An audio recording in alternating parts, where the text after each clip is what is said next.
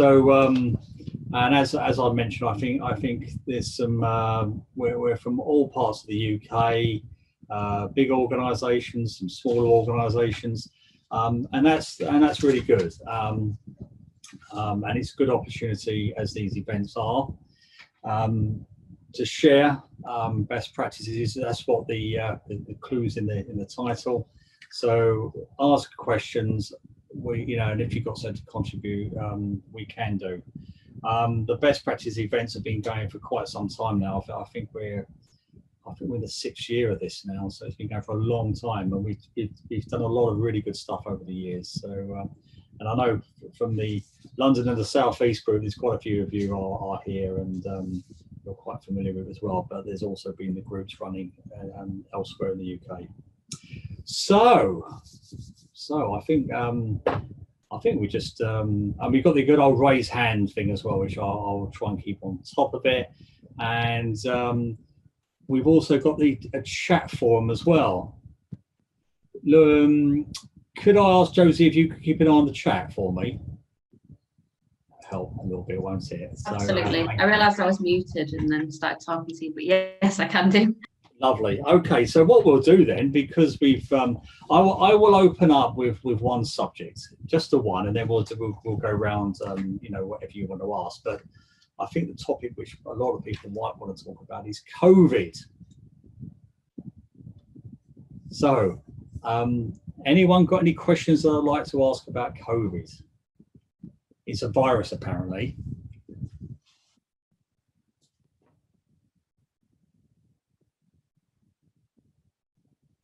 No. I suppose what are people doing? Sorry, it's Jane from Origin Housing. Hi. I was maybe what signage are people putting up around blocks, if they are, around use of lifts and those type of things. So just what others are doing in terms of best practice. Good one. Thank you very much, Jane. Yes. So anyone would like to come in and ask, contribute, anything about signage? I can't see any hands yet. Are the hands missing, or they're just not going up yet? Well, okay, I'll try and fill in some time here. So yes, signage on lifts is something that we have done. So asking people to keep it just to one person at a time, or one group of people at a time, a family group, obviously. The only other signs we've really put up is about reminding about social distancing, and there's also something about the risk assessment as well. So that's what we have done. No one else wants to talk about. Chris Ashton can't actually use his audio, but he can hear us. But they've created their own progress housing group. Oh, lovely. Oh, if you can't put your hands in, please just chip in and speak away. I think Richard as well, he's on his phone, so you might not have the hands up bit. So you created your own signage, and that's been put up, Chris. That's good. And Richard, you put your hand up now. Are you testing your hand? I've found my hand. How good's that? See, I'm just showing off now. There we go. We've. I'm not quite sure that we've put a lot of signage up around general blocks like you, Steve. We're pretty massive, and I don't know if we've gone all out in sort of general needs blocks, but certainly we've created our own signage for playgrounds. And I think we did a little bit of sharing around some of the G15, which was useful just to see which way people were going initially with playgrounds. They seem to have worked quite well. Obviously, lots of signage in our offices. We've just last week switched to asking people to wear face coverings in offices. I know some people went a bit earlier on that, not when seated at desks, but I don't know what others experienced. But after Boris's last announcement, staff became exceedingly jittery, and certainly we've got a big presence in London and the South East, where the new variant was rampaging. So it was a bit of reassurance for those. We haven't got big numbers in our offices, but for those that are there, and there are a small handful that need to be there, it just gave them the extra reassurance, really. so that's gone down quite well, and also in our student accommodation. But we've found, there's some good examples of signage around, but we're quite lucky we've got a good comms team who can normally kind of, let's call it, borrow good ideas and turn them into Optivo style posters that seem to work well. Good.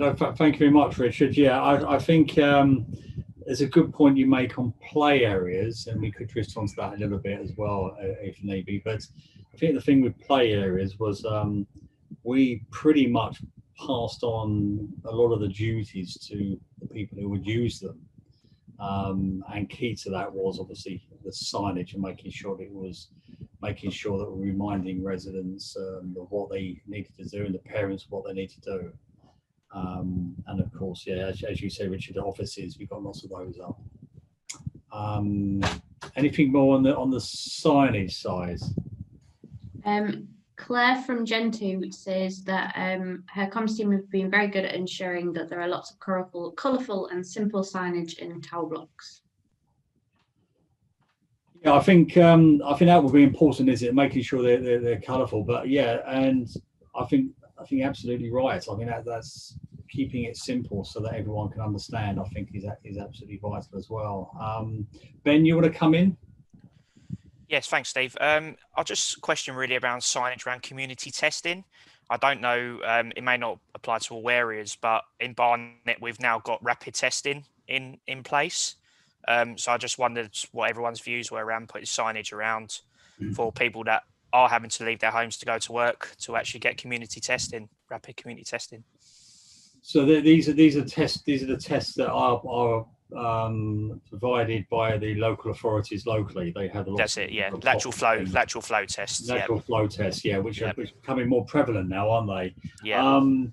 So you're putting up the signs. We haven't put any up yet. No, I suppose really just asking around the room what people's views on that, and whether you think it's a good idea for us to do that, to encourage those people that are going out to actually get a rapid community test. I suppose from my thought on this is are you actually approaching the local authority and asking them, would you like us to put them up in, or is this something you're doing off your own back? I suppose it's something we would just have a discussion around. Really, we haven't done it as of yet, but it's just kind of trying to get. We haven't been asked either by the local authority to do it. It's just I suppose we'll probably do some of our own back. But I just wonder what other organisations have they thought about it? Have they looked into it? I suppose that's really a question from me. Okay, Richard, have you did you want to answer that one? Did you? Yep. Sorry, just pressing on my buttons again. Yeah, we've not really gone there with residents other than those in our sort of extra care schemes and independent living schemes. Obviously, they've had testing regimes anyway. We did last week put out some comms to our staff, encouraging them to take up the proactive testing because it's quite active around here. But we have found it's a very patchy response so far. There was something from the government saying it was available everywhere, but when you dig into it, I think Kent County Council and Medway are all over it, and there are 14 sites, but if you're asymptomatic, you can just book a test and it happens really quickly. I think Sussex still haven't got anything on their website, so it's quite difficult to promote over a wide area, and some people will find that it's not actually available yet. I also have slight worries that we've had a lot of queries from staff who think you can use a negative lateral flow test for all sorts of things, and actually it's much more of a screening thing in my view, whereas it gets people off the streets if they're positive and asymptomatic, but actually the negative test is not fantastically useful, and I think there's maybe a slight danger if we over promote, but it's not particularly accurate, is it? It's just a good indicator, isn't it? Yeah. Okay, that's good. Right, nothing. Was that someone else there? No. So also, I think a couple of things that have been coming up recently. Naturally, we're all in the current lockdown. There's quite a few organisations down this part of the UK where there's staff and in fact the unions in one particular organisation who I think might be represented here, where there's a challenge about should they be going to work or not. Now, and of course that extends to things like what do we carry on doing? Do you carry on doing standard repairs, or do we just do emergency repairs and things like estate inspections? Do we just keep it to the safety critical aspects and not other things? So there's quite a few discussions around this going on at the moment. So we're pretty much trying as best we can to follow government guidance to the letter and try not to deviate. I think there are areas where we can look at deviating with a bit of best practice, but there is some dangers with deviating, because you then start getting, as we've had in the past, people requesting vaccinations, testing, all sorts of things, which at the time weren't readily available. Does anyone have any issues, concerns, thoughts about what sort of level of service you're providing at the moment? Fleur? An issue, if I could Anthony. sorry. Yeah, you go on, Anthony. Yes, Anthony from Wandle Housing. So we are following the guidance as well, as much as we can. The big deciding factor for us, of course, as it's probably likely to be with most of you, is risk assessment. So we base, whether our services can continue or whether our staff can go, it's based around risk assessment. So, we are risk assessing to death at the moment. We have, health safety team created a number of generic templates to cover all the potential work scenarios in COVID. So together with managers and the individuals concerned, we sit down and look at those risks and make sure we have the right controls in place. But what we're finding is that even now in lockdown, we have staff who want to go out, even staff that are clinically vulnerable and have received a letter to tell them to shield. We have those staff who are pushing back when we're saying that you can't actually go out, irrespective of what the risk assessment says. We can't go against the government advice here. You can't go out, and they're actually pushing back on that. But we are delivering services into our residents' homes, so the DLO is still active, and we are continue to undertake estate inspections. So the fire checks, health safety checks at our high risk schemes. So we're not doing it everywhere. We've scaled back a bit and focusing our efforts on the high risk schemes. So that with the DLO work is pretty much, and a bit of a estate services, ground maintenance stuff, that's pretty much what we're doing at the moment. Lovely. Thank you, Leslie. Fleur. Oh, hello. Yeah, I'm from Connexus Housing. So yeah, we've taken the decision to move away from government guidelines. So we have pared everything back to essential services only. So we took that decision last week, and it was implemented on Monday. So we are doing things like compliance work, so gas servicing, electrical, EICRs, fire checks, but any non-essential repairs and any non-essential planned maintenance, we've just completely pared back. So we're doing external works only at the moment during this lockdown period. We were getting a lot of pushback from tenants and a lot of pushback from employees. So that's sort of the reasons really that the business made the decision. I'm picking up at your point there about pushback from residents. We have been finding that there's some examples where that pushback is actually almost of a violent nature, quite angry, quite forceful, and so I think it's not just that polite pushback. It can be quite. It can be quite. Yeah, they can be very verbal on the telephone to members of staff, especially about compliance work, where we're still obviously trying to get in and do the gas service.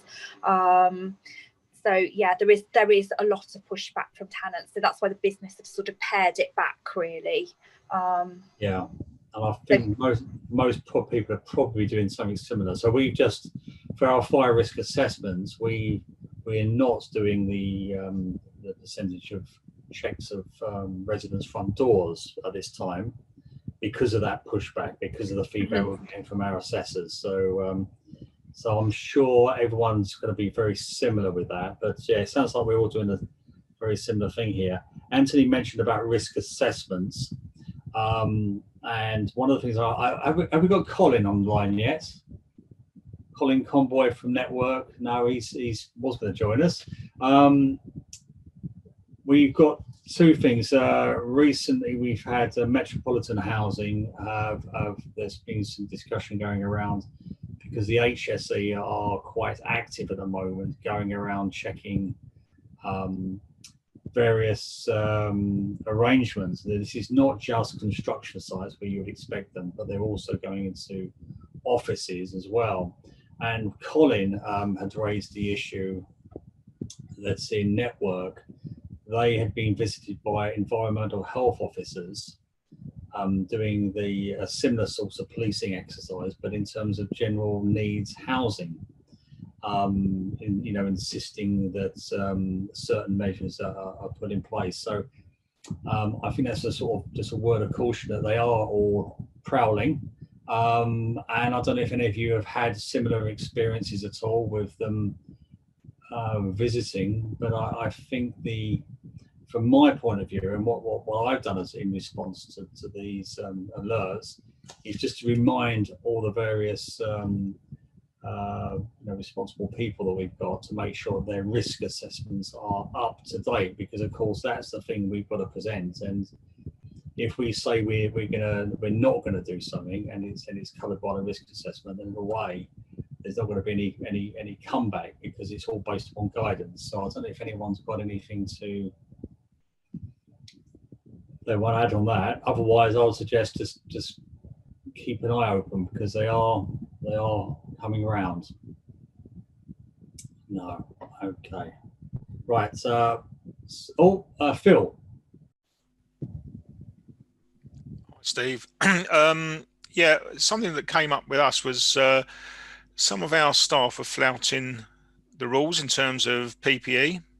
So we've instigated some spot checks of staff that are actively out on site carrying out works. We're similar to other organisations in terms of we've pared down the service that we're delivering to essential only works, or works that could have potentially a catastrophic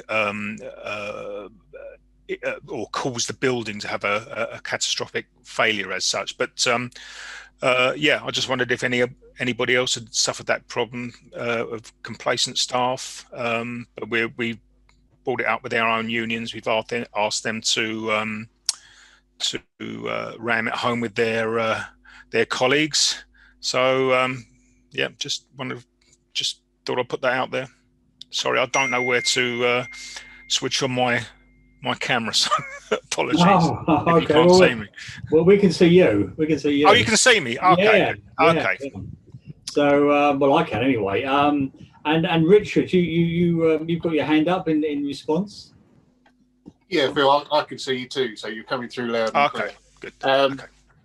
Yeah, we've not had that so much with staff on the front line. Oddly, we've had more instances in our offices where people have, certain groups of people have become very complacent to the point where we've had to put out a lot of comms about kind of culture and people being happy to challenge if people are not socially distancing, and to accept challenge as well. And had to have some quite frank discussions with leadership team members at times, because it's become such a problem. We had this sort of early on, we thought we'd quashed it, where people were having meetings where we told them not to, or overusing rooms, things like that. I mean, so we haven't got huge numbers in our offices, but there've been a couple of instances recently where people have reacted badly to being challenged for not bothering to socially distance, and it's I find it incredibly frustrating, because the vast majority do that, but I suppose that's a reflection across the whole of society. Really, we see it in all environments, and all we do is keep plugging away and escalate if it's certain people doing it all the time. But also quite happy to call people out. A number of times I've been on this kind of meeting and seen two heads in one screen, and it's not a widescreen camera, and that tends to have an effect eventually. But it's I think it's just a culture thing. But we've not seen it in our frontline staff. I think if anything, we've had demands for sort of, everyone thinks they need more PPE and more protection, and again, you come into that sort of circular argument of that's not the biggest answer. It's following the other rules. So I don't know what others are finding with that. Lovely, thank you. And Anthony, you've got something to add on that? Yeah, I have. Just to say that we've also suffered with complacency amongst our staff, our frontline staff, and people not wearing PPE. So on some occasions, it's been reported back to us by our residents. On other occasions, staff have put themselves in the news, really, when they've taken photographs being out and about on our sites, not wearing any PPE. So when we do get to hear about it, we deal with it robustly. So we do take very stern action with them and their managers, and repeat offenders. We've had 1 or 2 repeat offenders have been very close to being formally disciplined on it. We take it very, very seriously at Wandle, PPE. At the outset of the pandemic, when PPE was hard to come by, we struggled like everybody else, but at that time I sat down with our heads of service to try and get some sort of indication as to what their future PPE needs will be, and got that information and ordered shed loads of PPE on the basis of that, and probably 8% of that PPE is still locked away in our office, sitting there collecting dust, which is another indication that people aren't wearing the PPE, and that's a shame, really. But where we do know about it, we deal with it robustly. Lovely, thank you. And I can relate to all of those comments. We've had similar issues with complacency, not just the offices but elsewhere. And I think that's probably we spent quite a bit of time over the last few weeks, certainly since the announcement just after Christmas, to remind staff about the need to wear the masks, the social distancing, etc. And as Richard said, in offices, people, a lot of people don't take notice as they should. So, well, a lot of comms really have been done on that for us. Okay. I'll just jump in there, Steve. Sorry, Nick. Yeah, of course. Hi, Nick. Just one of the things we've done. Our offices are closed, but what we're saying to people, if they've got wellbeing issues or IT issues, then yes, that via a register they can come into the office. But we have found people, when we've walked into the office, it might next to each other, not social distancing, to the stage where some of them actually been banned from coming into the office because they are putting others at risk. Yeah. But I want to flip it around. One of the things we're finding out on sites, our residents are not happy to social distance with our staff in some cases.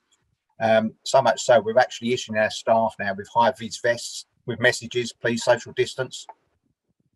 And that's something we're looking to get out in the next couple of weeks. I just wondered if other people are finding that with their residents. Yeah, well again, there's all these COVID deniers that seem to be talked about a lot now, and they're becoming quite aggressive, aren't they? So I think we've got high-vis that have been done, but they've got the message on the back about social distancing. So I think there's a lot more that can be done. This is going to be with us for a while, isn't it? Okay, so nothing else there. So what we've got other things. Steve, sorry, can I just add to that? We're finding a particular issue in our sheltered blocks. Bizarrely, we're only doing emergency works. I'm trying to avoid going into sheltered blocks in particular and special sheltered, but when we do send people in there, they're the people that the residents want to come out and have a chat. So that is really quite difficult to manage. But in some instances, one particular block, we had to stop work and we said that we're not going back in there until residents actually were abiding to the rules. Yeah, that's a very good point, and it's going to link on to what I was going to talk about. Someone mentioned about vulnerable staff who wanted to work, but of course they can't. These are the extremely vulnerable. But we had a case where we had a Cat B extremely vulnerable shelter scheme assistant going back to work, keen to go back to work, and of course the first thing that happened was when they went to their shelter scheme, all the residents were sort of coming out, wanted to chat with him, and there's a lot of that goes on, isn't it? They build some really close relationships, and of course it's incredibly dangerous. He was Cat B, and of course the residents of shelter generally are of a higher risk. So I think it's very, very tricky, and I can certainly relate to that one as well. And in terms of about vulnerable staff, then, so I'm sure you're all doing risk assessments when they come back to work. So we do for our category B. There's a member of health and safety, a member of HR, the manager, and the employee form essentially the risk assessments panel, and we go through a lot of the basic arrangements that need to be in place before they are allowed to come back to work. There's only been one who's really not been suitable to return to work, but the others, most of them are keen to get back to work, I think it's fair to say. So, and we haven't got many at the moment because it's Cat B at the moment who are the ones who are being shielded. So we've got 12, I believe. So it's not that many. So anyone else want to ask anything about COVID before we move on? We've got a question in the chat. Can we have a discussion on how we are supporting staff struggling with welfare/mental health at home who are not allowed in the office? Fantastic, good. That sort of helps to link us away from COVID, and we'll talk about the whole well-being issue, and then what we can then do once we've exhausted that, we can then start moving on to what is probably going to be the new norm, I suppose, and how we get prepared for that. So the well-being side, so I'll just give a few words whilst I'm waiting for hands to come up. But we've put together a well-being toolkit. It's essentially a comprehensive pack of guidance pack to try and help managers, staff, groups of staff to manage their well-being better. We have things like, we pair up staff who may have issues, or people who live alone in some, the top of some tower blocks or whatever. So there's more company. We have things like obviously Teams meetings, which are not just work related, but there's a social element to it as well. We certainly had quite a bit of that in the lead up to Christmas.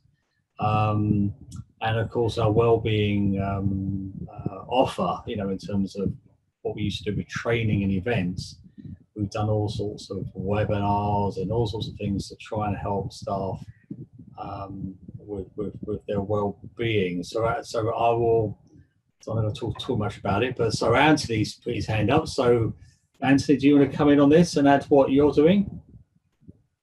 I wanted to pick up on a point that I think it was Nick that raised about that staff who are struggling working from home, and I think Nick was saying that they are allowed to return to the office. We're very our office at the moment is closed, been closed since initial lockdown, but for a couple of FM team members from my team, but nobody else goes to the office. We're really strict about going to the office. There are a couple of times when we wanted to reopen it for those staff who wanted to return, and probably 95% of our staff, maybe not surprisingly, don't want to return. They're loving working from home, but there are a handful of people who really are desperate to get back to the office. These are people that just cannot work at home. They can't set up their workstation. Some of them are in domestic abuse situations. Some of them are really struggling from a mental health point of view. I would love to get those people back into the office, and we've made our office COVID secure, spent a lot of time and money getting the office COVID secure. And I'd love to get them back there. It'll be a safe environment, but we are, our executive team have been really strict about that and not allowing it. And I'm just wondering whether other people are in a similar situation.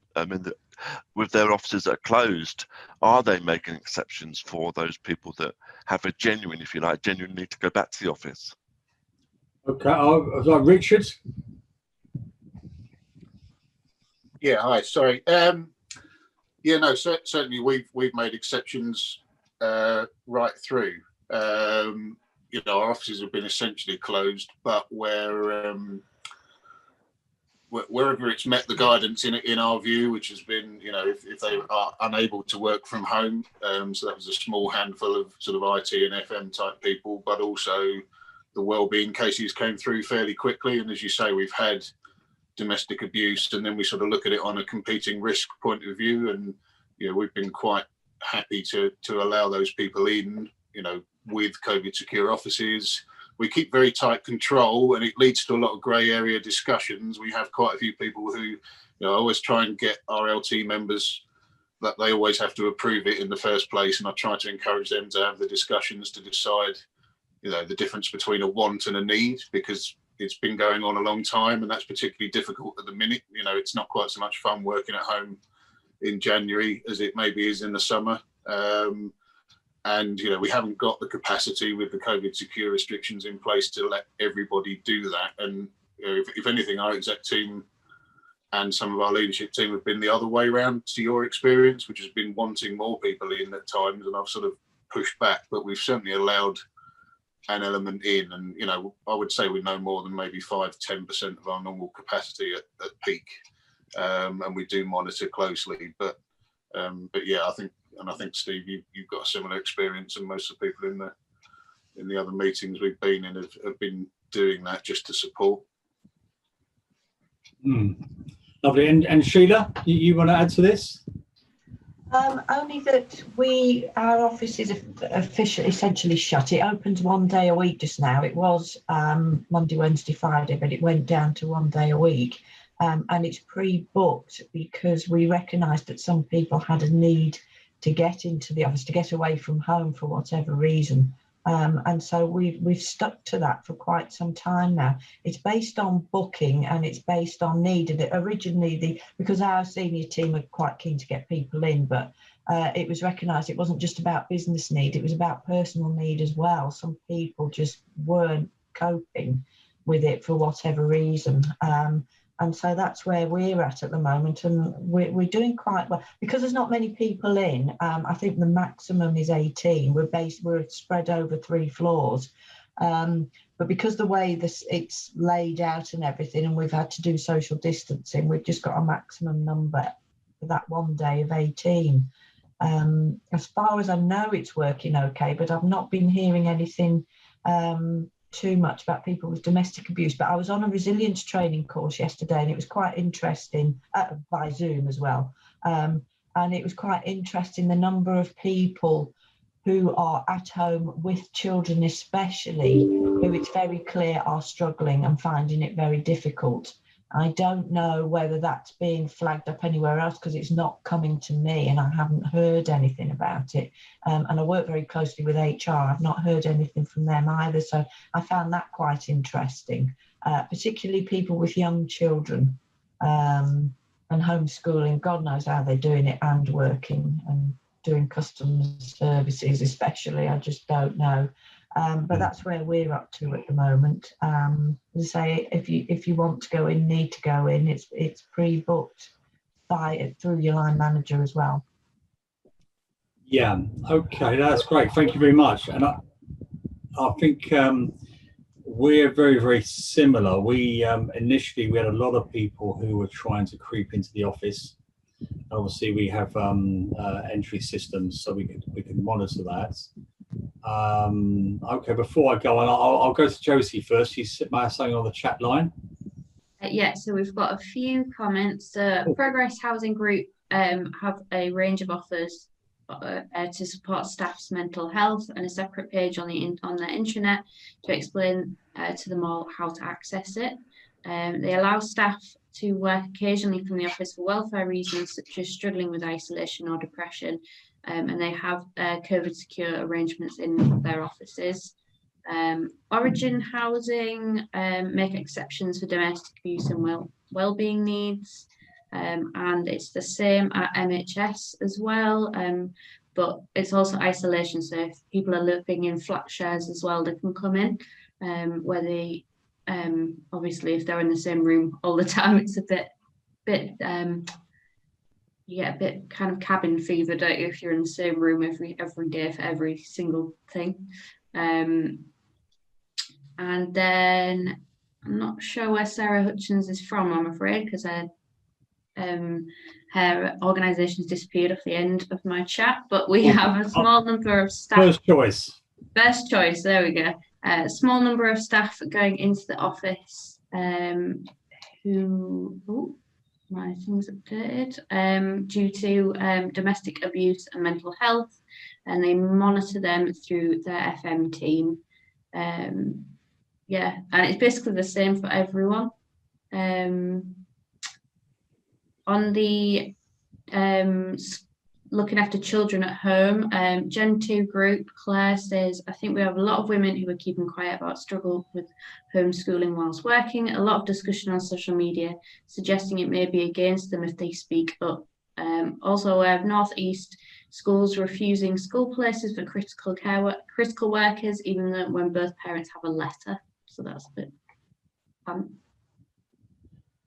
Okay, that's fantastic. I've got quite a few notes here. There's some good stuff here. Where should we deal with them? So, yeah, I was saying about we were noticing a lot of people trying to creep in. We took a decision to disable all access cards, and we have a booking type of system, which a couple of you have mentioned already. So there needs to be a reason to come in. But if there is a need, absolutely we want them to come in. So there are some staff because of, as you say, domestic abuse and some very real issues, and also DSE. And I think this is something maybe we could touch on very shortly. We have had 4 staff, I think now, where we just cannot create a compliant working environment in their homes. They're just not the spaces, not the equipment. We can't provide it, and they need to come into work, into the offices. So we've had a few of those. But as also has been discussed, the offices are COVID secure. There's obviously got the one-way system, you've got all manner of signage and things like that. I think Richard has said they've now adopted, I think you mentioned that you have the use of masks, not so much when they're sat at the desk, but perhaps when they're walking around, going to photocopies, etc. We haven't gone down that route yet, but we have had a discussion about that, and that's something we're on the verge of doing. We've closed all our small offices, all of our small satellite offices, but we've just got our 3 main offices open.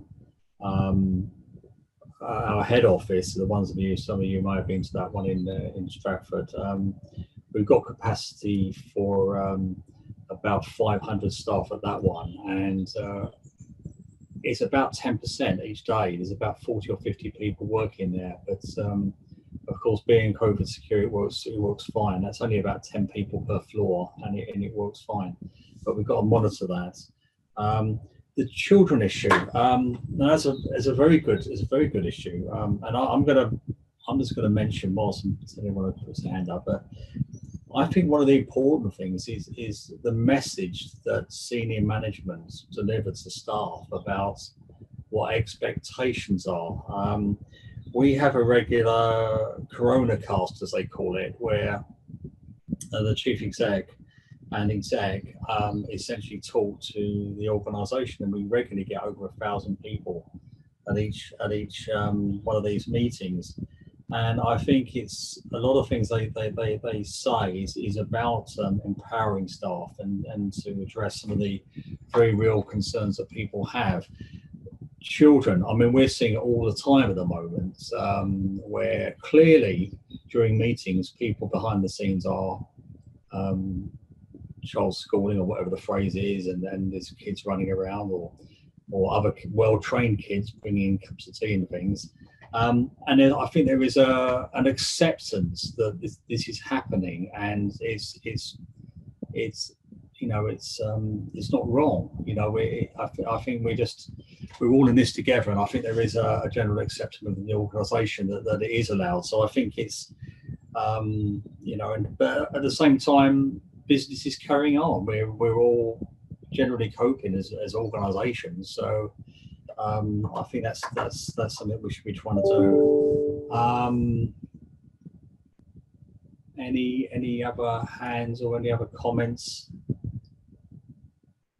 Well, I'll drift into the DSE side then. Anthony, do you want to come in there? Yeah, sorry, I just saw a comment there or a question about post. Somebody asked how we're managing the post.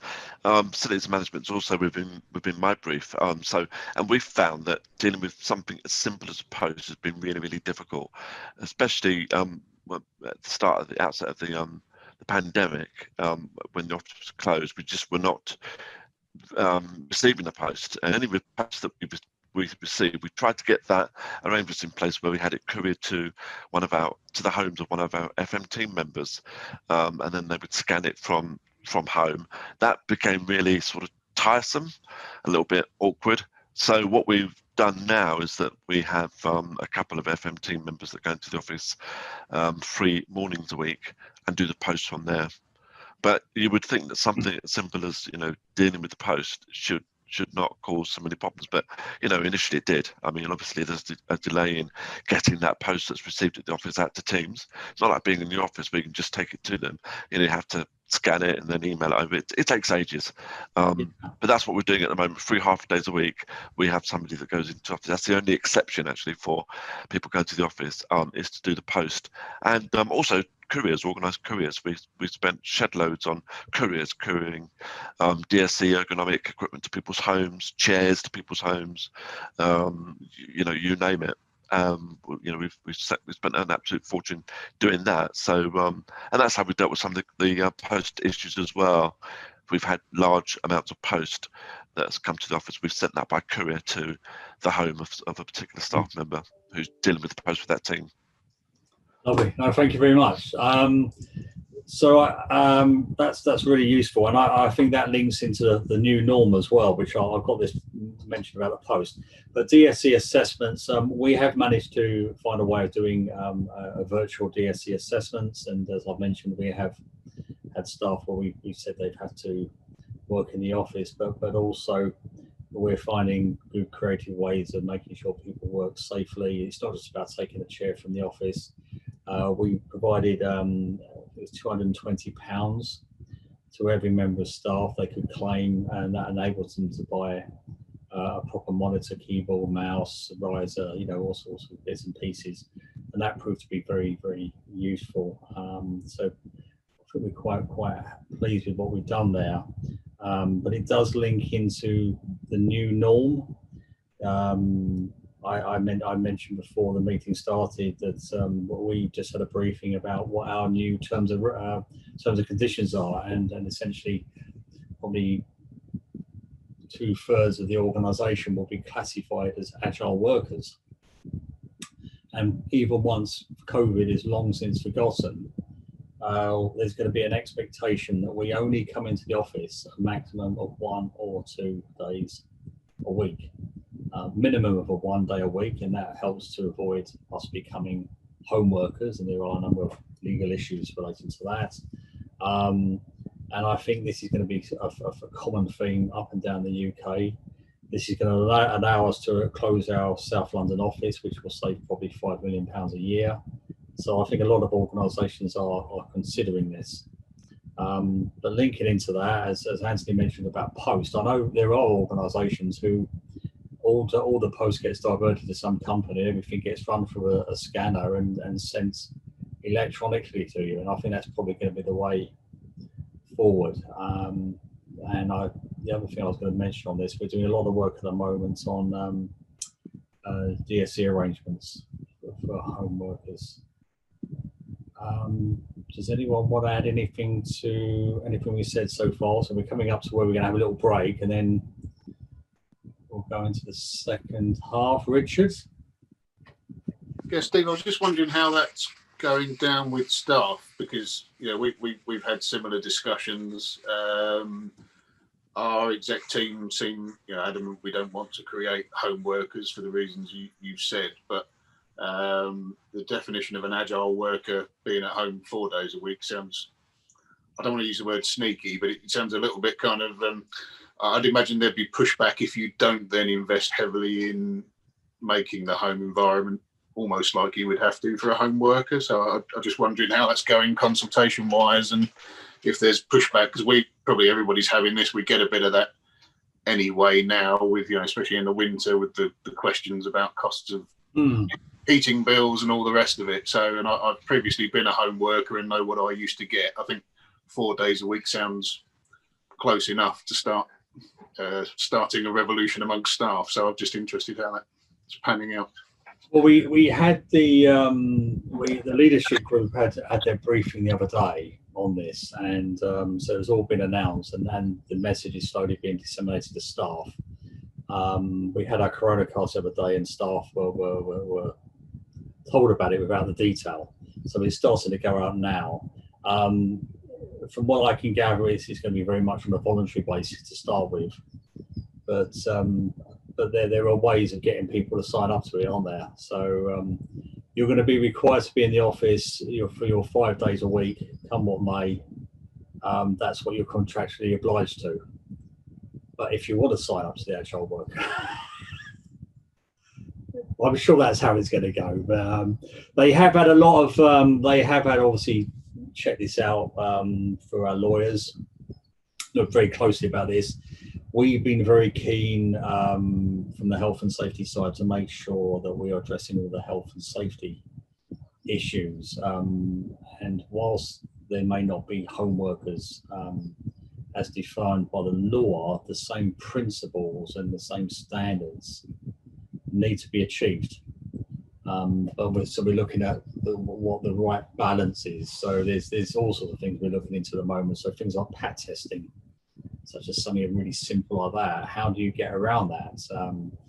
Taking your little Surface Pro thing into the office, you can do that there, but we've now got monitors and things, so you can't expect people to carry monitors in. So, but I think this is the future. It really does feel as though this is the future, and as and when I can share information, I certainly will be able to share some information with you guys. Anthony, are you doing something similar? Yes, we are.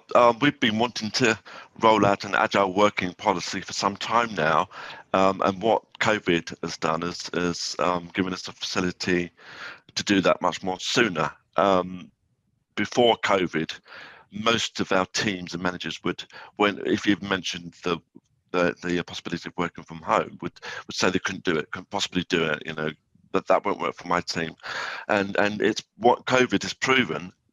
That not to be the case, and everybody pretty much, with the exception of a handful of people, are working effectively from home.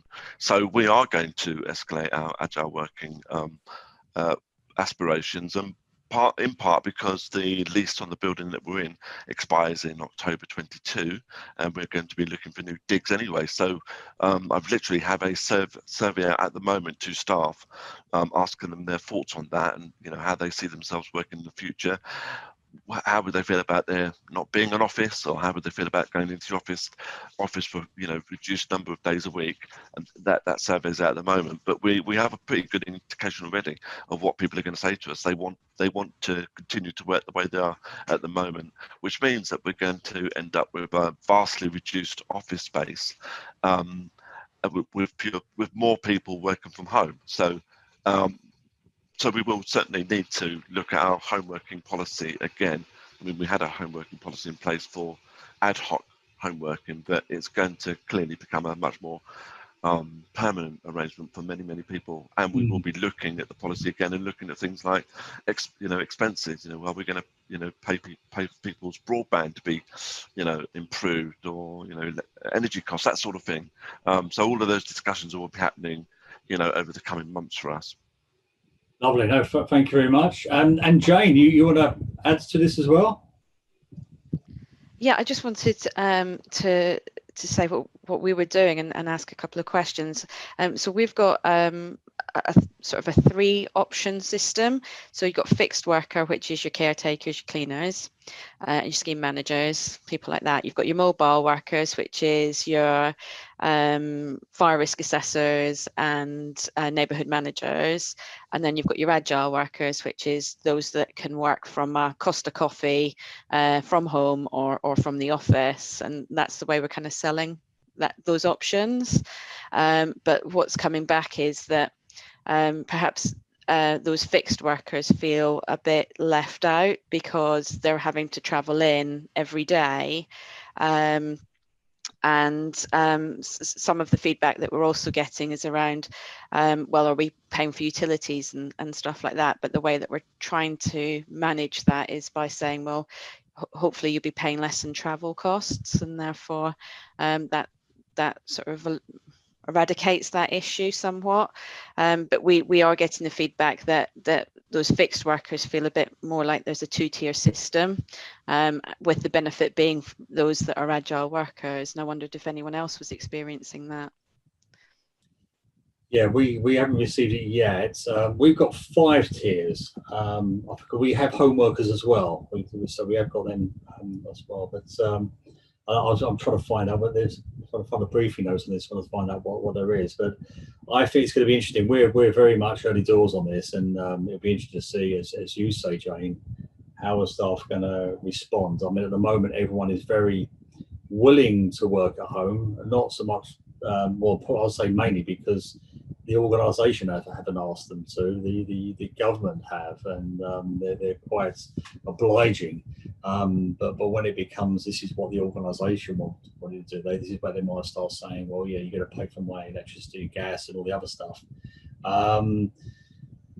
I mean, I think by and large it's a win-win scenario at the moment for staff and for the organisation. But the big concern for me is, the issues of, people suffering in silence, whether it's for their well-being or poor DSE setup or whatever it is. These are the things that I think we're all probably very concerned about. It's not always going to work for everyone, and we need to make sure that there's appropriate steps to go in there. Richard, I don't think that's a legacy hand. Is that a new hand? It's a new hand. There we go. It's not a lag hand or whatever the phrase is now.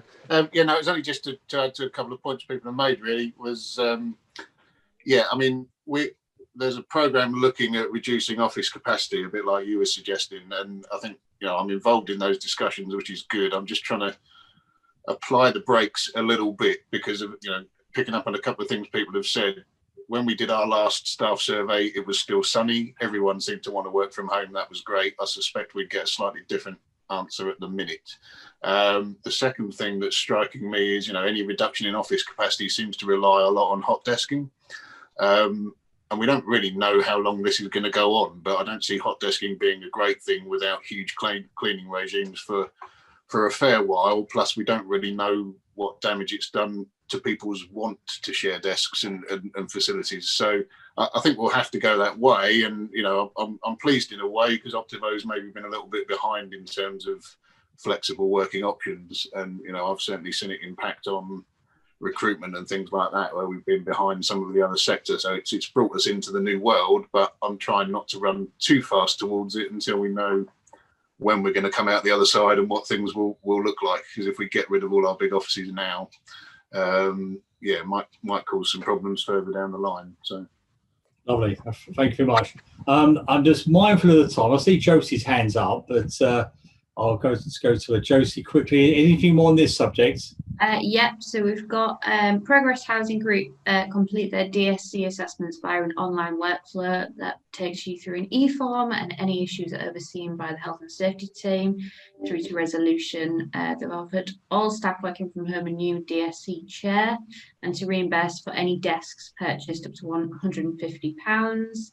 And then we've got another comment saying, I think it's okay it's working okay at the moment because there's perception that this is only temporary. It might be different if and when it becomes permanent, and that's the chat. Lovely. Well, I'm certainly happy later on as things develop with L&Q to share our experience and how it's gone down. But it does feel as though this is the new norm. And I think, picking up on your point, Richard, this isn't really going to kick in until COVID's over. We're not going to be telling people to go back until then. Right, so we're pretty much at the halfway point. So I'll suggest we do is 5 minutes enough, or people want 10 minutes?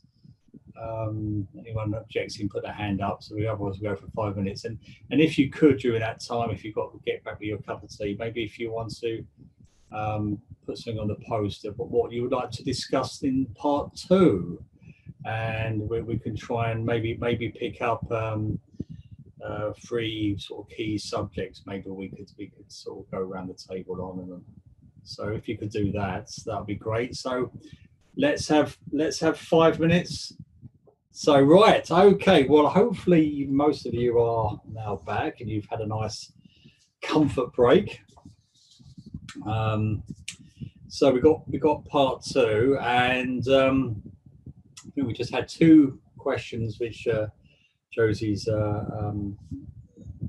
fed back to me. One of them is again linking slightly to COVID, which we can talk about first, which is about training and what we've done during COVID.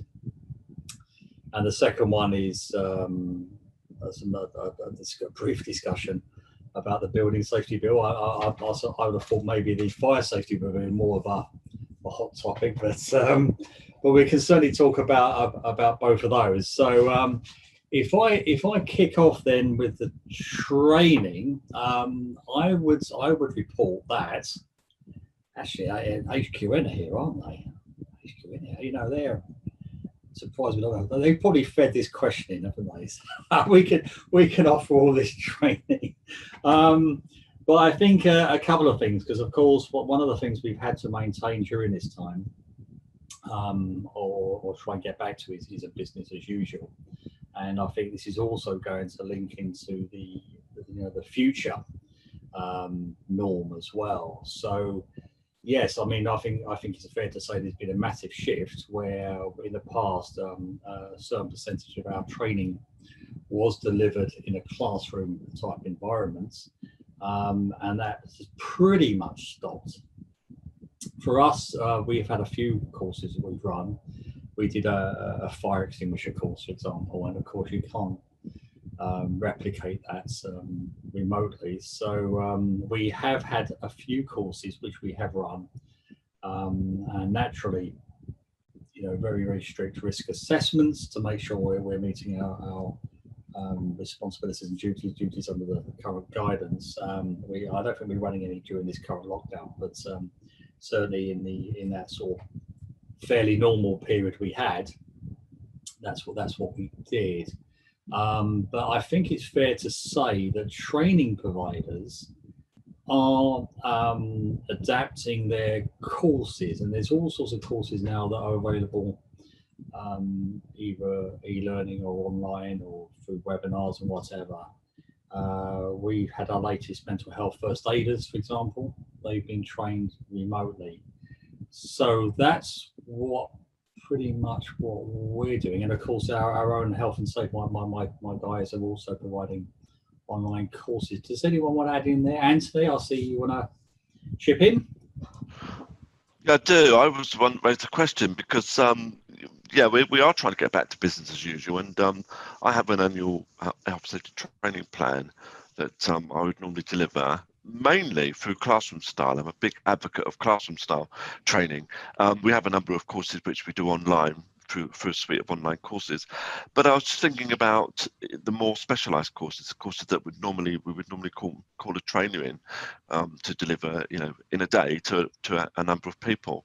I think you're right about the providers becoming more adaptable or adapting to the situation, but I've not actually subscribed to any of that training yet. I want to, because I've got a training budget which I've got to use by the end of March, and there's only sort of 2 months left to do it, so I really want to spend that, but I just wasn't sure, because I haven't done it yet with this new way of training, how excuse me, how effective people are finding it to be, if you have indeed done some yourselves.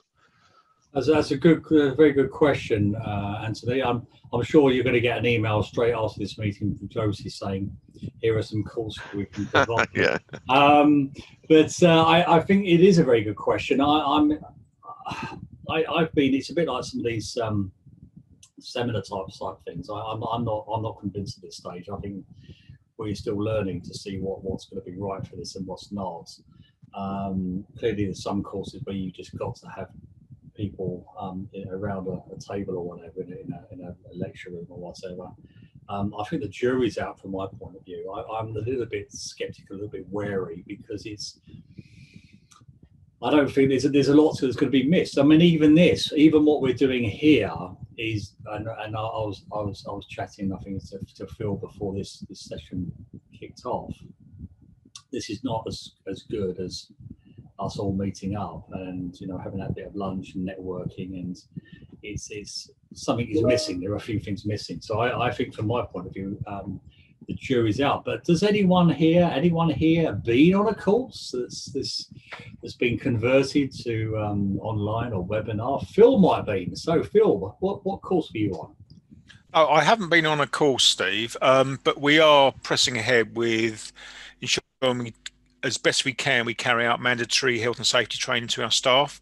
The biggest hurdle we've had have been staff that don't have IT as part of their normal daily work package, if you like. So staff like caretakers and the like struggle with IT, or so they say, with the IT side of things, although I'm sure they are quite able to have webinars with their family during COVID or the like. But having said that, we have been pressing ahead with one of our health and safety providers to provide online courses to our staff, carried out remotely. Ben looks as though he wants to back up what I said, or yeah, I suppose just put a positive spin on it.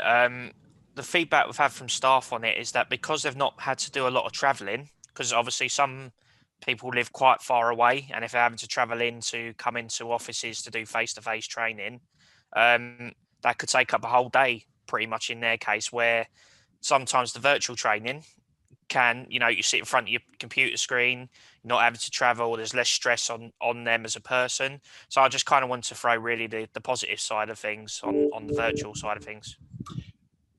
I can see that, but I would be slightly wary, and I think the proof in the pudding would be in the tasting it, i.e., doing some sort of evaluation exercise afterwards to see if they are learning, or do they drift off and make a cup of tea while someone's droning on, and then they get to miss elements of that course. So I'm sort of cautiously welcoming, I suppose. But Richard, have you got any similar sort of thoughts or concerns? Or I'm sort of with you, Steve. I've got a little dose of cynicism about changing completely to this stuff. I think it works. It's working better the longer we do it. I think some of it works very well. We have changed a lot of our in-house training offer to online, and it does seem to be going well, but I don't see it ever completely replacing. I do take the point about travel. I think that's going to change a lot of the way we do things. I don't see myself traveling from Sittingbourne to Croydon for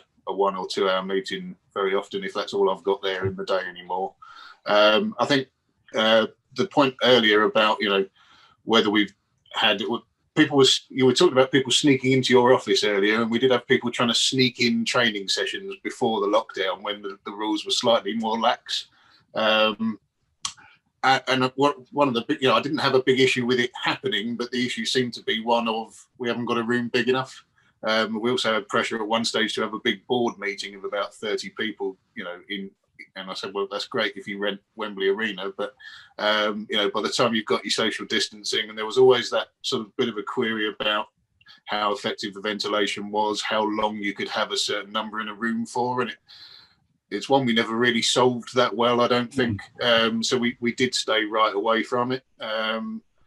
But that said, we've obviously someone's put on the chat about Toolbox Talks. Again, we've managed to sort of take those online in the majority of places, but it can be difficult. We're finding with our comms, it's also difficult getting to the frontline workers as well as you do the office workers, and we're doing a big review at the minute to try and find different ways of getting to them, because actually they're the ones that we often need to get the messages, and it can be quite challenging, I think. So yeah, it's a good point. I mean, I'm glad you mentioned Toolbox Talks, because yesterday I did probably one of the most unpleasant duties in my entire health and safety career.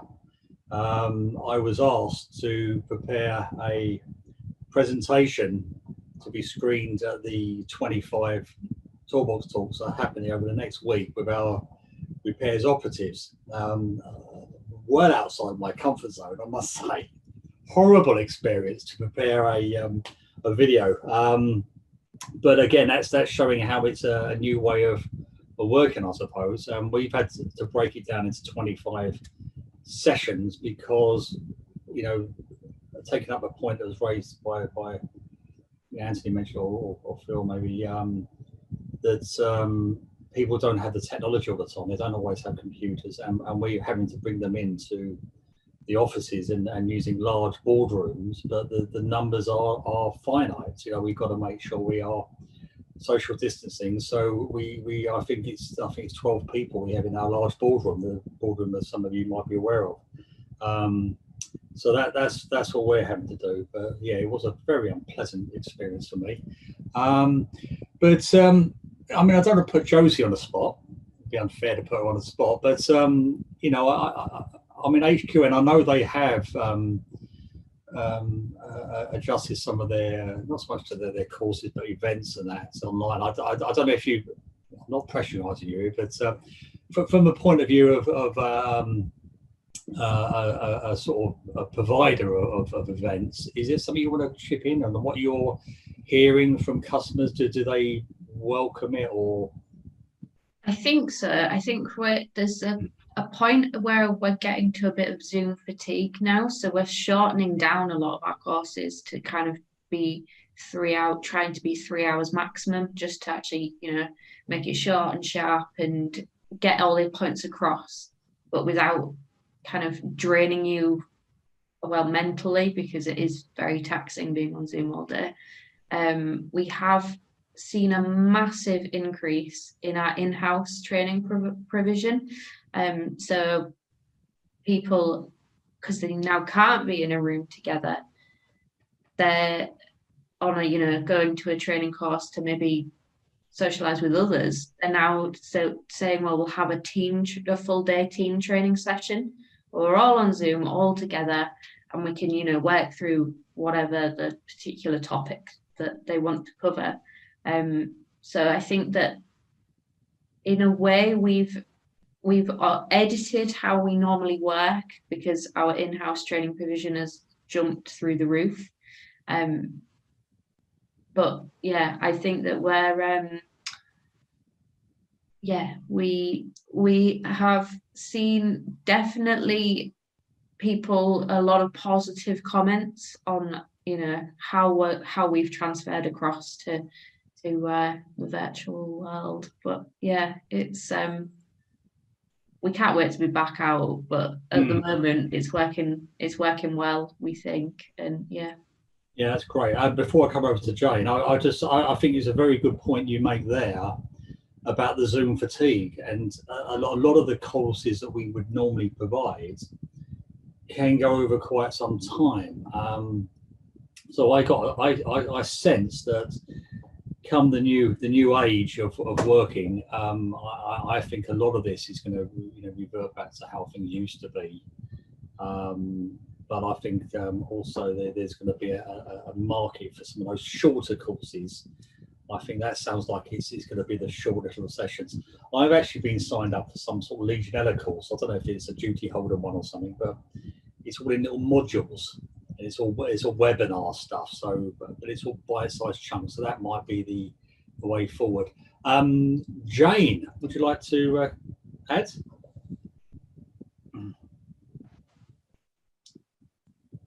Are you mute, Jane?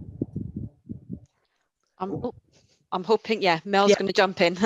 I'm going to jump in. I'm Melanie. I work with Jane at Origin Housing. We very swiftly moved the majority of our training onto e-learning, but we found that some of it we couldn't. So, for example, we had previously delivered face-to-face training for working safely and managing safely through an external trainer, and they were really helpful. We managed to move that to online webinar, fully interactive style, and the courses that we've held so far have been really well received. So all the delegates have found it useful, not only to have that ability to have a conversation with the trainer, but have conversations with each other within the training. They also have workbooks that they work through, and there's also a post-course assessment, so that we're checking their knowledge, checking that they're actually taking it in and understanding it, and it's proved to be really, really useful. That's fantastic. And did you say Irish Managing Safely? Yeah, it's a type of managing safely. I don't know that it's actually accredited to IOSH. Okay. It's through an external provider. Because the Irish Managing Safely is something like 2 or 3 days, isn't it? Yes, it like is. A 1-day course or? Yeah, we previously we were delivering the Managing Safely 2 days in the classroom, but we've managed to sort of compress that down into 1 day. But it's working really well. Yeah. I have to say the feedback has been really positive from both the trainer and the delegates. And is it nicely broken up? So I'm just thinking about what Joseph was saying about Zoom fatigue. Yeah. I mean, are there being some big breaks going on? Yeah, we tend to go for about an hour, have a little break, go for another hour, then have lunch, and then sort of break it up like that, and it really does work well.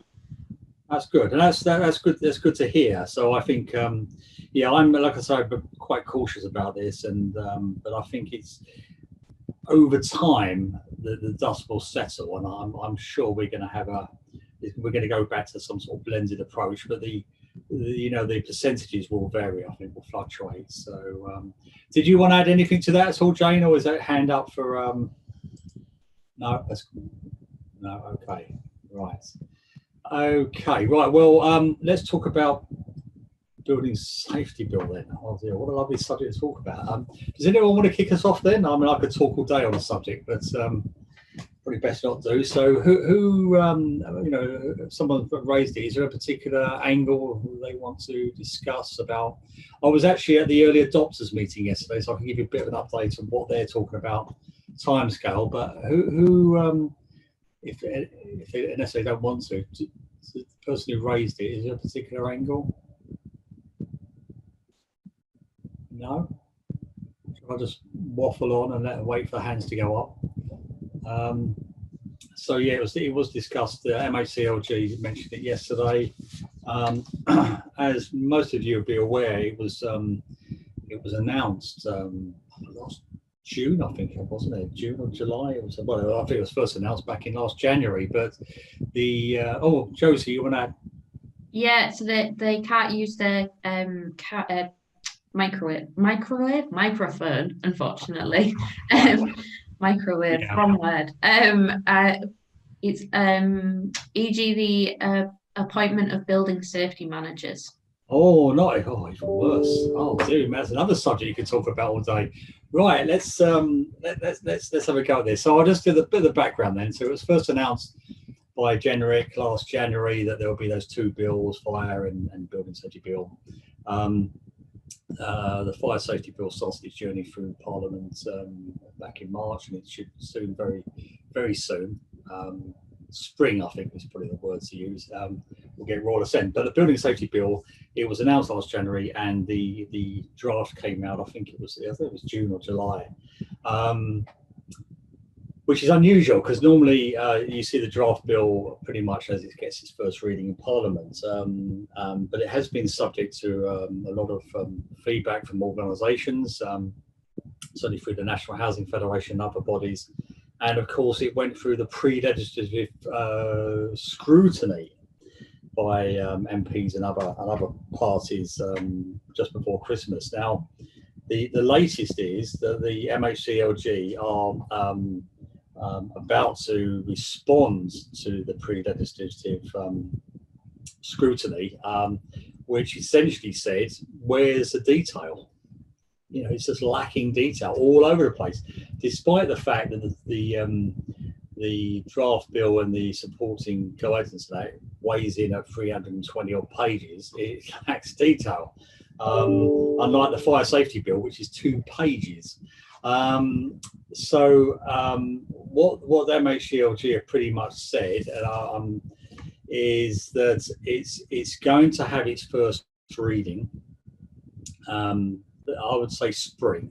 Let's just say spring. So February, March, April, May, something like that. It will have its first reading in Parliament. But they are optimistically, in my view, anticipating around about a 9-month process through Parliament. Yeah, really. So according to them, it could get royal assent potentially just before Christmas. That's Christmas this year. I would be very surprised if that did happen, given how detailed it is. But one of the things they have indicated is that they might phase in the building safety bill, so it might come in small chunks. Possibly they might introduce, they have more secondary legislation that brings it in. And also at yesterday's early adopters meeting, we had the HSE, in terms of the new regulator, talking about how they're likely to implement it, because there are 12,500 buildings in scope, and it does feel as though it's going to be phased in.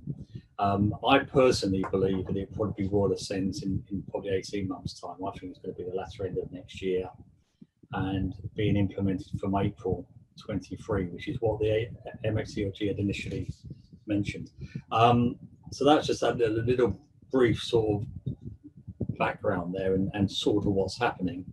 And there is a number of things in the bill that's being discussed. And before I get to the building safety managers, there's a lot of stuff going on. And in fact, something that's holding up the fire safety bill at the moment is are the amendments that are currently being considered, or initially raised by the Lords and now by a number of MPs, which is all about charging leaseholders. So the fire safety bill is trying to prevent that happening. Or the people put the amendments in and trying to get that to happen. And as well, there are implications into the building safety bill, because there's part of that is about what you charge and what you can't charge. What complicates it a little bit is you've got the MACLG are responsible for the building safety bill, but the Home Office are responsible for the fire safety bill, and they don't talk to each other clearly, because they haven't even yet determined what high rise is. The definition is still to be set in some areas. So there's there's charge of leaseholders issues, and in the building safety bill there is provision to charge, and obviously that will be for charging things like the cost of building safety managers, etc. So then, right, that's all the waffle out of the way. In terms of the building safety bill, then there's two real roles that are really going to affect us. It's the accountable person and the building safety manager. The accountable person clearly is the body corporate, the chief executive, what we know as the duty holder. And they are responsible, and it sets out the responsibilities to register new buildings, submit safety case reports, and things like that, appoint building safety managers, etc. My view on that, and I'm putting together a paper at the moment to recruit someone for this, is that we will have a person who will be appointed, who would not be the accountable person per se, because that is someone very, very senior, the chief exec, but who will deliver on a day-to-day basis those responsibilities. The building safety manager, though, who knows? I think it's fair to say that there are a number of organisations who have appointed building safety managers, but the scope of their role, the remit they have, the competencies is quite varied, and you know, even down to the ratio of buildings to BSM is quite varied. I mean, Trafford Housing, they've got a ratio of 1 to 15, but then again they brought to the scope some sort of shelter type facilities. Some of the guide talks about a ratio of 1 to 5, 1 to 8, something like that. So there's a lot of variation at the moment, and of course, what do they do? In L&Q, we're not rushing into this, because it's going to take a while before we know what the law is going to say and what's going to be required of us. And I suppose there is a danger of acting too soon and appointing people that we then have to lay off because they're not going to meet the right competencies. So I think we should be trying to get the ratio down as close as 1 to 1 as possible. And I also believe we should be trying to give the building safety managers as much of the responsibilities and role that they possibly can. If you don't have that, if you have that ratio of 1 to 15 or whatever, then there's going to be a lot of other people who are involved, and the more people you get involved, the more opportunities there are for things to go wrong.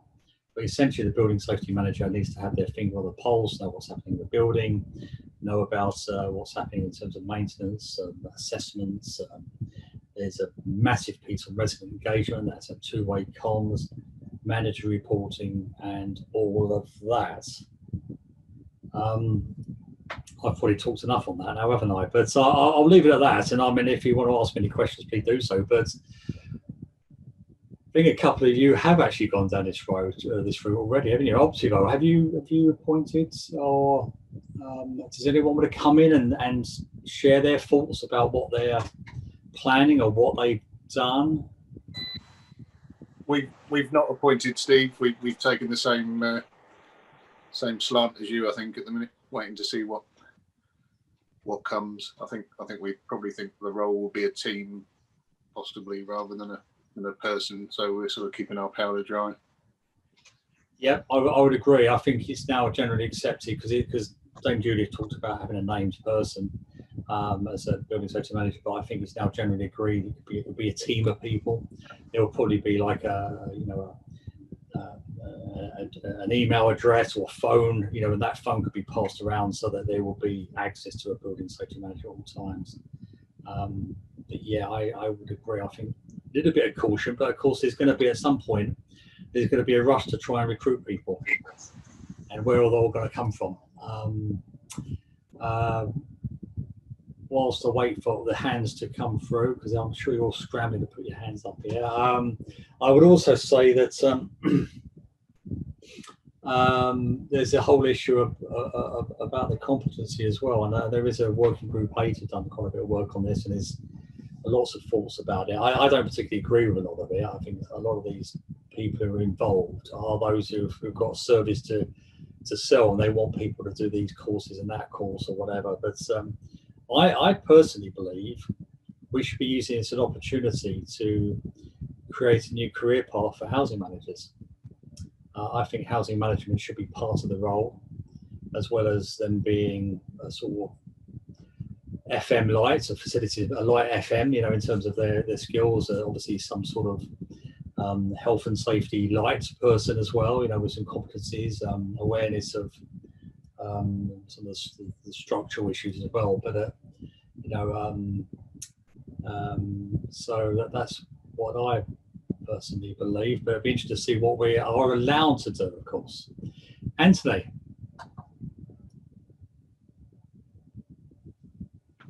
Yeah, the accountable person and building safety manager role, it's a little akin to the arrangements under the Health Safety at Work Act, isn't it? Where you've got the overarching responsible person, duty holder, and the competent person, the health safety competent person. Did you say, Steve, that you were, I don't know if it was selling key or just a general feeling that organisations might want to appoint somebody to assume the role of the accountable person, so leaving that as a body corporate, the accountable person, but actually having somebody who comes in and fulfills that role in addition to the building safety manager? Yeah, that's exactly what we're looking at doing. The accountable person is the chief executive, and you can't delegate those responsibilities. They are firmly with them. However, we're looking at appointing I think I'm going to call them the head of resident safety, and their responsibility essentially is to do on a day-to-day basis what the accountable person is required to do. So they'll be reporting into me, but essentially they will be registering new buildings. They will be compiling the safety case reports, not the safety cases. They will be the building safety managers, but the reports they will be processing and reporting mandatory reports, but also things like other second line of defence things like certainly part of the recruitment panel for building safety managers, but also auditing and checks, and to make sure that what the building safety managers who are going to be sat in an operational context, make sure they're doing the right things. So it's not going to be like appointing an accountable person, because we wouldn't be able to do that, but it's someone who will essentially be making sure that all the accountable person's duties are fulfilled. if that makes sense. Okay. Anything It else? does, yes, thanks. And sorry, in terms of the building safety manager, which team do you see that fitting within? Whose sort of area of responsibility? Would you say health and safety team, or is that going to be more of an operational or asset management? Yeah, I see it very much operational. These are, these are doers. These are people who are delivering what the strategies and the policies require, and they need to be out there at the coalface. Initially, there was a move to try and get them in property services. I think that's a mistake. I think that's a terrible mistake, because property services obviously deliver things like fire risk assessments, maintenance of lifts, all sorts of things like that. Planned works, reactive works, and all that sort of stuff. I think that's a mistake, and I've just started the conversation. It's quite a strange thing for me to say, but I've just asked the question: who's responsible for the buildings? Who owns the buildings? And it is a strange question to ask, because I know ultimately the organisation does, but who on a sort of day-to-day basis is responsible for the building? And I think there's this sort of almost like the belief that everyone seems to believe they've got their own responsibilities and ownerships and duties for the building, but they don't really. I see housing management essentially as being those the building owners, and then you've got people like property services and those sorts of services. I see them as contractors, mere contractors. And I believe that the building safety managers should come under the housing management, and they should be holding to account those contractors and contractors in general, of course, as well. And making sure that they are, taking ownership, and they're taken to task when they don't do what they should do. If they don't do a fire risk assessment on time. I mean, the problem is property services. They've got so much stuff on, and they don't take a lot of this seriously. And I think we should give these building safety managers some clout and allow them to hold people to account. So that's just my view. Maybe it's slightly contentious, and I know a few people are sort of drawing breath at the moment in L&Q, but I think that's probably the right way of doing it. I don't know if any of you would agree or not, or not sure yet. There is Chris from Progress Housing Group does agree with you. Oh, good. And is that what they're doing as well? Are they doing that, or are they thinking about having a similar conversation? Or I think they may have asked the question initially, so I guess it's kind of in the works. And I think one of the things about the building safety bill, though, is we have got a bit of time, and we should be using that time wisely. I mean, at the end of the day, we need to make sure that we get this right, because we're going to have the regulator, who is the HSE, who have got a lot of powers, and of course there's going to be lots of implications if we get this wrong. So I think it's a good time to have perhaps some difficult conversations to make sure that the foundations are right for what we then bring in, because this isn't about egos and people want to expand their empires. It's about getting things right and making sure that we have safe buildings, and our residents are safe, and our residents feel safe, and basically we're doing a good job. And I think that's what we should be trying to achieve. There are courses available. There are a number of things. I believe at HQN, have they got something in, haven't they? Isn't there something coming up soon? I think so. I can't remember off the top of my head. Right. Right. There is. What is this coming up? I saw it. Yeah. Yes. Josie, I'm doing your job here, aren't I? That's You really are. good. You are. So there is an event called Building Safety Management, using technology to enhance your building safety management in partnership with Evidence. I presume it's a contractor. I'm not sure when it is. It might have happened, you never know. It's sometime in February, I believe. And I think you can book a free place. we like free, don't we? We like freebies. I got a feeling it might be next week. It's a 27th of January. Next week. Yes. Yeah. It's a 1 hour virtual best practice group on the 27th between 2 and 3. And there is a link, which I'm sure Josie can forward. It's free to members. So it sounds like it's linking into what we're discussing here. So if that helps, but I know there are other events, seminars, and I think there's going to be quite a lot of that this year as the bill starts its journey through the Houses of Parliament. I'm sure there's going to be a lot of this. So we'll soon be sick of talking about building safety managers, but good. No more hands. The fire safety bill. I think this is a thing we've got to be very careful of, though. What's going to happen, even though it's only 2 pages, it broadly only deals with 2 issues. The first one is to sort of readdress the scope of regulatory reform fire safety order, and it'll bring into scope external wall systems, etc. It is also the issue about bringing into scope fire doors. An old age-old problem, isn't it? The other thing they're going to introduce, and I don't know if any of you have seen this yet, but there's going to be a matrix, and there's going to be an expectation. So you can forget about what the fire safety in high-rise, the fire safety and purpose-built blocks of flats guide. That what it says there is going to be scrapped, and that pretty much says you do your risk assessments over 1, 2, 3, 4, 5 years or whatever, based upon your policy. But it's this matrix. You will have to feed in every single one of your buildings in scope into this matrix, which will ask you, when was it last fire risk assessed? Has it got sprinklers? Has it got cladding? Has it got this, and this? About 20, 30 questions or whatever. And you push a button and it says, you will do your risk assessment review in the next 2 years, or you will do it this year. And once you've done that risk assessment and you've updated it, you will put it through that matrix again every time you do it, and it will tell you your review period.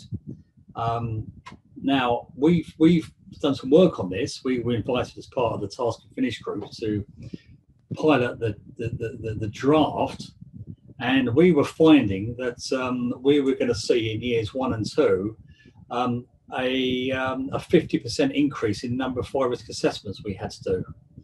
So just be warned that something like this could happen. You could find in the next couple of years you're doing yourself a lot of fire risk assessments. So be careful of all that. That's going to happen. And of course, the secondary legislation, which they did the consultation on last year, there's that thorny issue about inspecting front doors, which at the moment is just about making sure that there's a door closed and it works. But they may change their minds and make sure that we have to check all aspects of the fire door. And for high-rise buildings, that means getting into every single flat twice a year. Yeah, of course that's going to happen.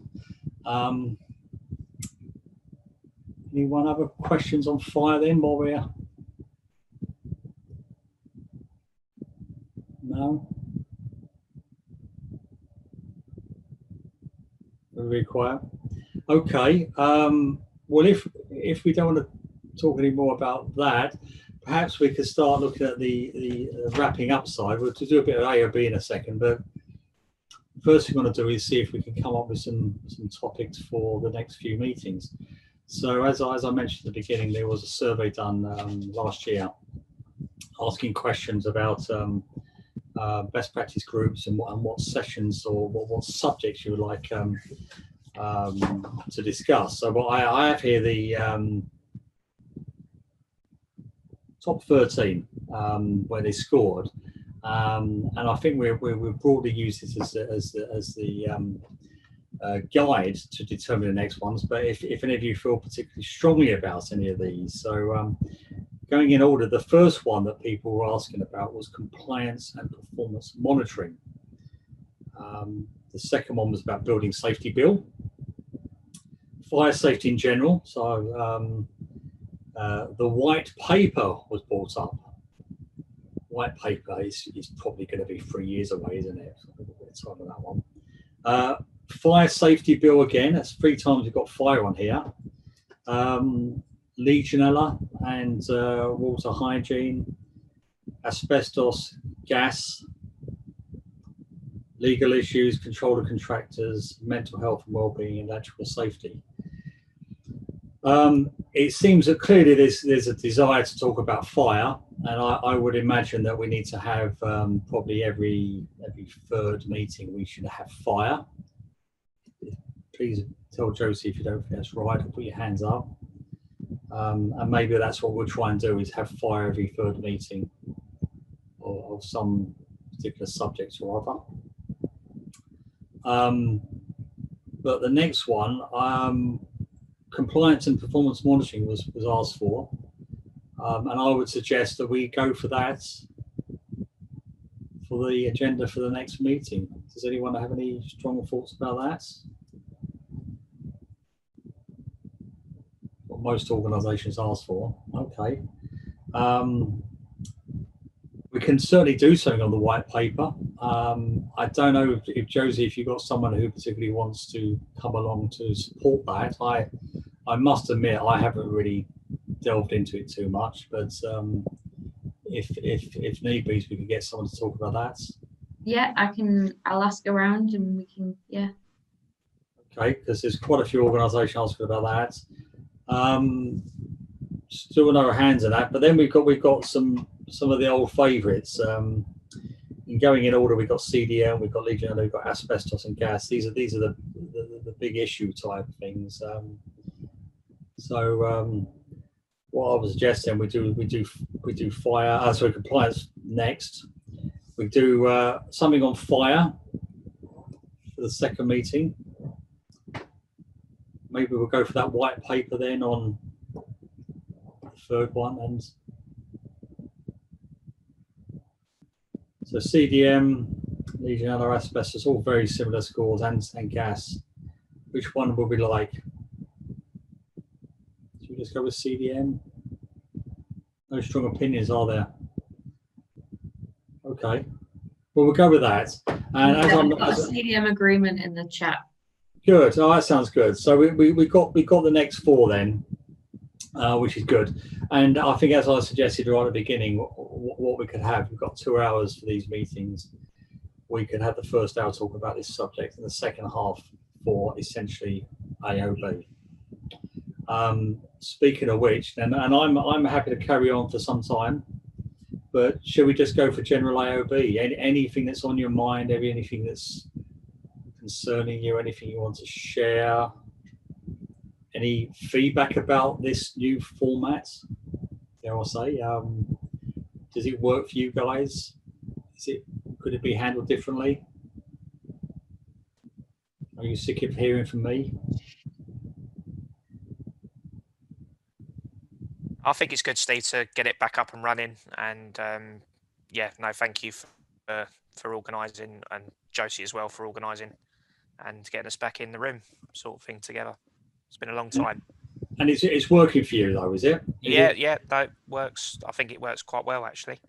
Yeah. Okay. I just think from my point of view, it seems a lot more difficult to tease out the feedback or get the participation. It just feels a little bit more tricky than when we had the open plan meeting room type events. But okay. Any other feedback at all? We're getting lots of positive comments in the chat. Good, that's good. Miss the networking bit, having a cup of tea and a chat, and missing that. And that's something we could do then once we wrap this up. If we want to keep it open for a while, I'm happy if people just want to chat about any old rubbish or whatever. No. Everyone's thinking of lunch now, aren't they? They're all thinking about the weekend, aren't they? It's the joy of Friday, though. Everyone. Joy of Friday. I've only got one more meeting today, which is quite nice. I'm actually going to catch up on my emails. Good. Well, I'm glad it's useful. I mean, thank you for everyone who chipping in. There's some good little snippets there. Does anyone want to share any documents? Perhaps I should have asked more of this previously. Is there any documents you want to share? COVID signs or examples of risk assessment? Anything you want to share? I mean, this is one of the things which is always good. I'm happy to share my my wellbeing toolkit thing that I put together, or my team have put together. So I'm happy to share that. If Josie, if I send it to you, if you want to pass it round, does anyone else want to share anything that's and don't worry about it if you don't think it's a fantastic piece of work or whatever. It's all great feedback. It's all good for people to have a look and say, I like that idea. We've got a few comments. If anyone's got any in-house DLO that they could share, that'd be brilliant. So if they've got a DLO, yeah, in-house. Apparently. Yes. Well, just to know if they have a DLO. I think so, or that they could catch up about it separately later. So if we're all happy to share emails, I can share everybody's email again.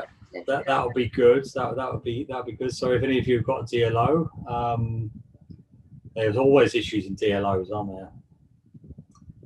And unions. Ooh. Okay. Good. Well, we're getting to the end now, aren't we? So, like I say, I will stay on for another half hour. If anyone wants to stay on, or if everyone just vanishes off, I will just vanish off as well. And Josie and I will probably use it just to wrap things up. But if not, I would say thank you very much, and I look forward to the next meeting where we're going to talk about compliance and performance monitoring. And I think what we will try and do for those who sign up for the next event, and assuming you've all got the dates, we will try and see if we can get some documents in advance we can share.